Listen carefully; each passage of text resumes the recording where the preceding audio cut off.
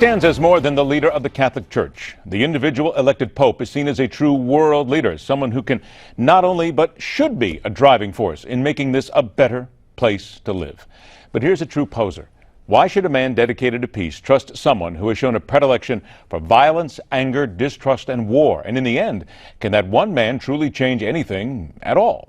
Serious material indeed. Let's welcome back the National Director at Priests for Life and author of Abolishing Abortion, Father Frank Pavone. Father, it is always a pleasure to talk to you, but we got to get real serious here when it comes down to what's happened between the leader of Iran, Hassan Rouhani, and Pope Francis. They met this week.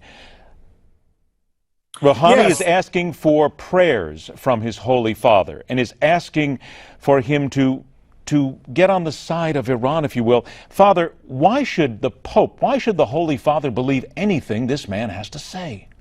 Yes, you know, I worked at the Vatican for a while. I've met Pope Francis a number of times, and all of us within the Catholic community are still, he is still new for us to try to understand his approach and so forth. And I am, you know, with so many of our viewers, with so many of our fellow citizens, so deeply concerned about the very question that you just raised.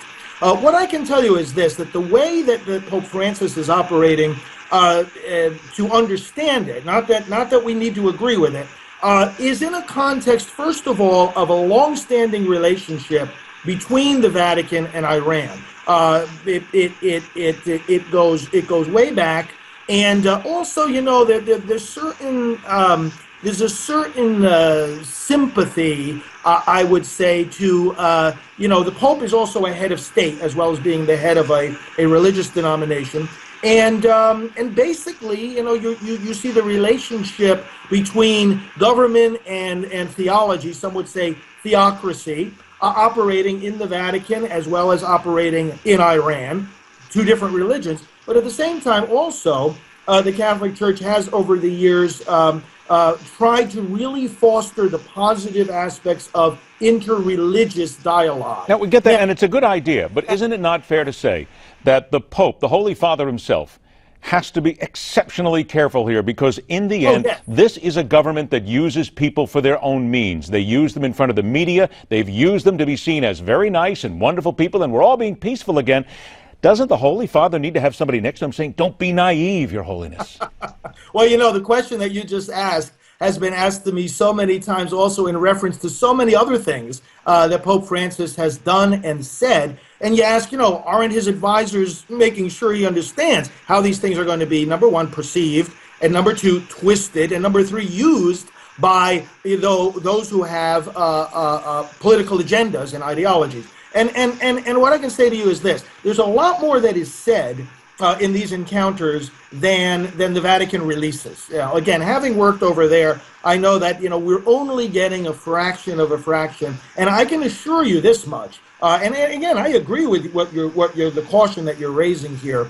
But when it comes to human rights, when it comes to the dignity of the human person, when it comes to religious freedom, and especially allowing Christians to exercise their religious faith all throughout the world, you can be sure that the Pope is not at all interested in being soft or putting those things off to the side. You can be sure those matters were raised in whatever contact he initiates or has with the Iranian president. And you know, to those who are listening who are Catholics, I just want to make it clear that being a faithful Catholic and, you know, what we teach about loyalty to the Pope does not mean agreeing with him on every decision he makes, or strategic view about the advisability, you know, of having a meeting or of reaching out in this way. What the Pope is trying to do is more on the level of principle than anything else, to say, hey, we're all human beings. Let's at least try to dialogue. Okay, we get that then, and you're right. Trying is good. I got 60 seconds left. Very, very briefly here. The Pope has changed church regulations. He is allowing women and girls to participate in the Easter week foot washing ritual. Some people will go, it's foot washing. Wait a minute. This is a big deal now. You've got a lot of Catholics who are saying this is going to lead about questions of all male priesthood. It's going to weaken the church. What do you think?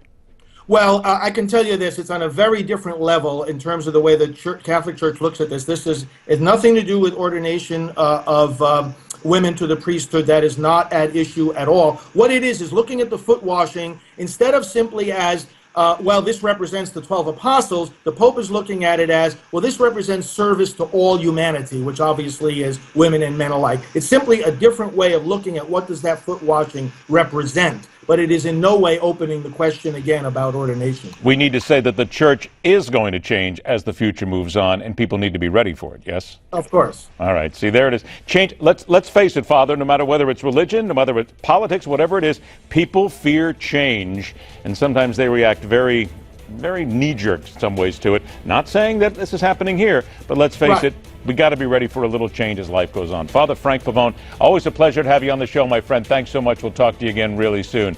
The change continues as we move on. Welcome in, because the hard line continues.